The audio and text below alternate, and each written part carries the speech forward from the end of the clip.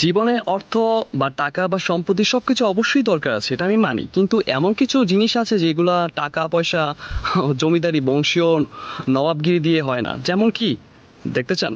এই যে দেখেন, এগুলা এগুলো কখনো টাকা দিয়ে অর্জন করা যায় না।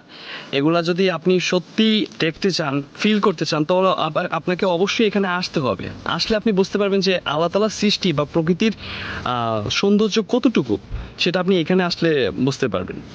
নয়তো আপনি ঘরে বসে যদি আপনি টাকা নিয়ে শুয়ে থাকেন, বড়লোক হইতে পারবেন, টাকা জমা রাখতে পারবেন, কিন্তু আসলে এই ফিলটা কখনো নিতে পারবেন না।